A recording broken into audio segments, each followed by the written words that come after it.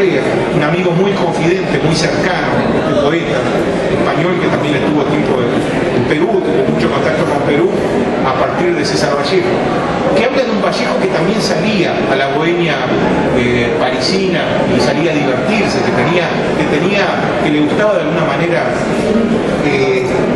vivir en esa bohemia típica. Estamos hablando que llega en 1923. Estamos hablando de un París en el momento en el que los referentes más importantes de lo que van a ser la cultura, yo diría, del mundo, estaban ahí. Que Vallejo también convivió con eso. Y Juan Larrea cuenta unas cuantas anécdotas, algunas que están reflejadas en las cartas, que son constatables. Y después está Georgette, la francesa que se casará con Vallejo, que trata de mantener ese Vallejo de estatua, ese Vallejo de mármol, intocable, impoluto. Las dos cosas son ciertas. Y es tan peligroso caer en una sola consideración como en la otra, porque el ser humano no es un personaje de novela, ni un personaje de película. El ser humano tiene de alguna manera muchas andanzas en todo lo que significan los laberintos de la vida.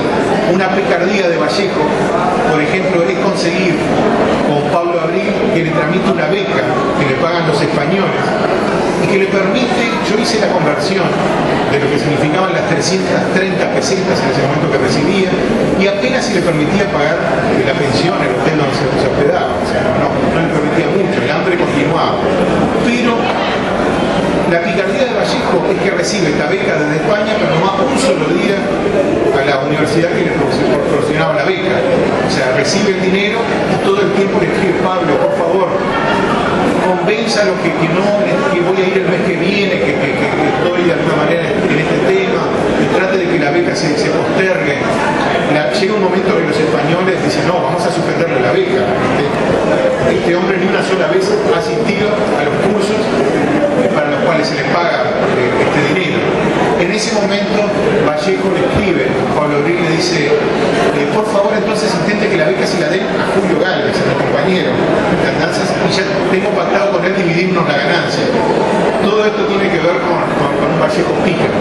Otra picardía que la cuenta la propia Georgette es que cuando muere la madre de Georgette vivía en la casa de enfrente al hotel donde en ese momento se estaba alojando Vallejo, con una adolescente, Henriette, famosa también, a la que se refieren varias cartas, de la que se refieren varios estudios. Vallejo, cuando ve que fallece la madre de... Esto lo cuenta la propia Georgette, así que es de lo más permitido de Vallejo contar. Vallejo cruza, cuenta Georgette que pensó que Vallejo era sordomudo, porque miraba por la ventana y veía las sombras de cómo movían las manos, de cómo intentaban hacer. Y decía Georgette: hasta que me di cuenta que todos los sudamericanos son así para hablar, mueven mucho las manos. Cuando veía la sombra de ellos pensaban que era sordomudo. Vallejo cruza, le golpea la puerta y le propone a Georgette, en principio le da las condolencias, y se da cuenta Georgette casi la misma frase, le propone vivir juntos. Estaba la herencia de la madre de Georgette. Georgette le dice: bueno, a ver, voy a pensarlo, pero en principio, por favor, no siga viviendo con el viejo, con la muchacha esta francesa. Todo esto habla de un Vallejo, un personaje tratando de sobrevivir. Yo lo pongo en el prólogo: es un sudamericano como tantos, intentando sobrevivir en este París, en contra del hambre, en contra de la indiferencia, en contra de todos los estigmas que puede despertar un cholo. Vallejo era conocido como el cholo de los amigos, se referían a él como el cholo. Una persona que siempre intenta estar impecable y que de a poco empieza a despertar la amistad y la admiración de un grupo de poetas, un grupo de intelectuales que, como había pasado en Trujillo, empiezan a comunicarse con él, a admirarlo y respaldarlo. Entre los intelectuales está, por ejemplo, Gerardo Diego, y de las cartas también se infiere una cosa que me resulta muy divertido, muy pintoresco, que Gerardo Diego, por ejemplo, se manda a hacer un traje a París, ya comentaba una amistad con Vallejo, y le pide a Vallejo que le mande a confeccionar un traje en París, pero que haga dos, uno para él, para Gerardo Diego, y otro para Vallejo. Vallejo siempre intenta estar impecable. Las fotos que son muy gráficas en eso, porque aparece un Vallejo muy delgado, pasando necesidades, pasando hambre, pero siempre vestido de manera impecable. Vallejo empieza a entender desde su situación precaria, desde su hambre, desde todas las adversidades que sufre, y él lo pone: el mundo ya no da para más, hay que crear algo nuevo, hay que destruir todo, hay que incendiar todo y comenzar de vuelta. Se empieza a fascinar por lo que es la Unión Soviética y es invitado a viajar a la Unión Soviética. Vallejo va a hacer 3 viajes a la Unión Soviética.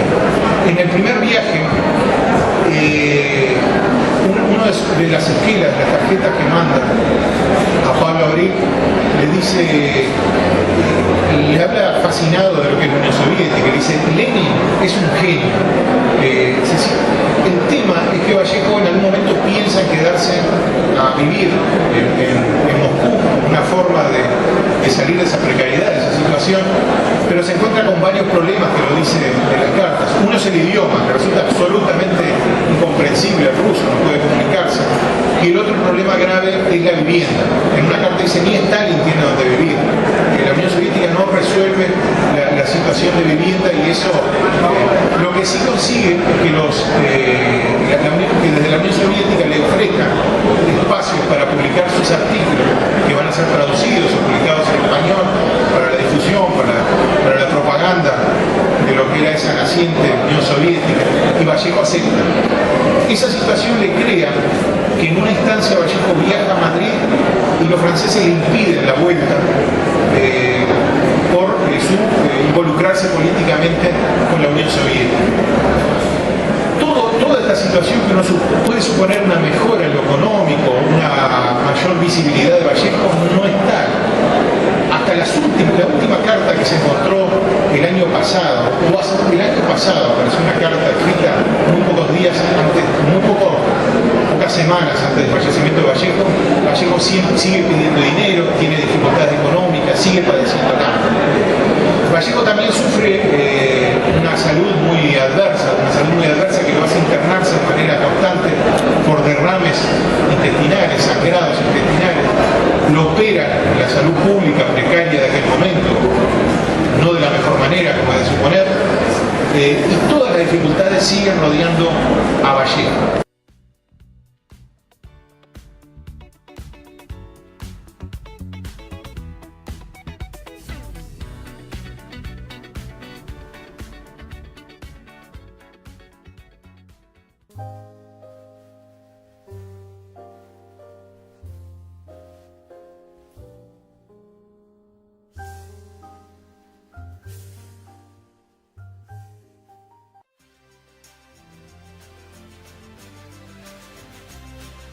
Eu sou Astroajuto Miyagi e este é o meu 7º livro, O Homem que Morreu 5 vezes.